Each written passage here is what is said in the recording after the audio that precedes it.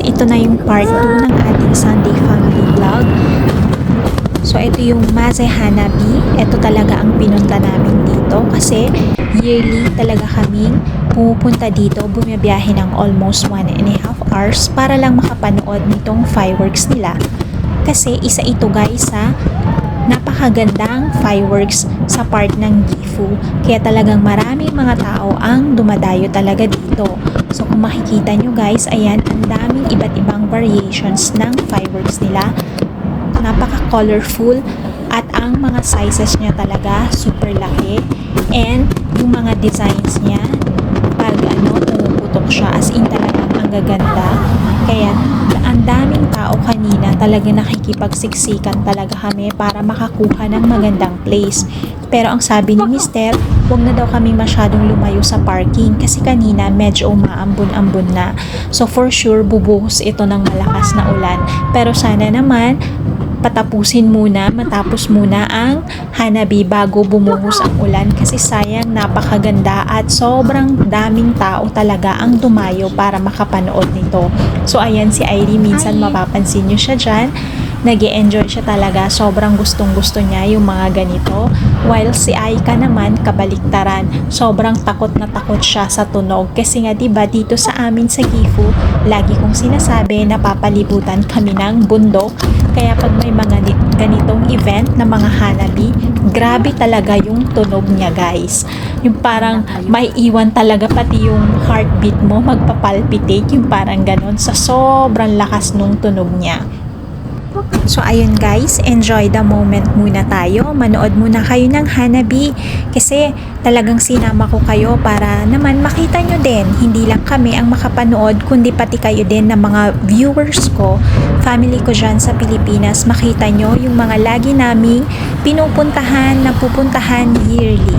So ayan, enjoy the moment guys and sana magustuhan nyo ang video na ito.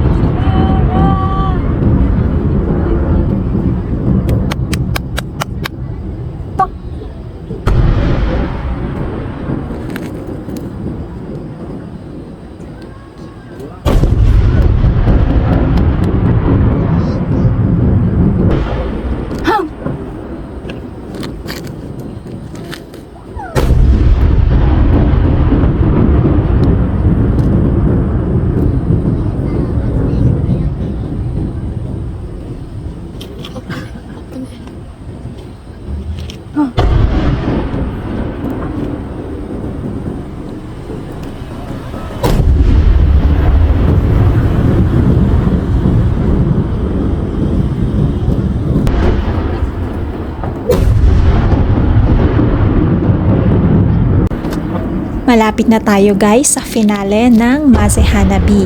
Huwag kukurap guys kasi sobrang ganda talaga ng finale ng Maze Hanabi. Ilang beses ko na siyang nakita yearly pero hindi ako nagsasawa na bumalik-balik dito kasi talagang napakaganda niya.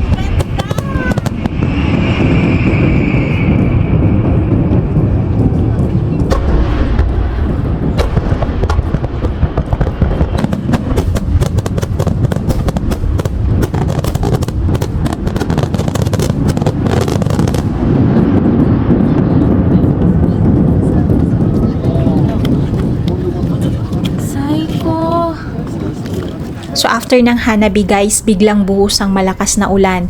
So ayan, babiyahin na kami pauwi sa bahay ng almost 1.5 hour and time check, alas 9 na ng gabi. So ayun lang guys, thank you for watching. See you in our next video and please consider subscribing, like and share. I Vlog Umoyari.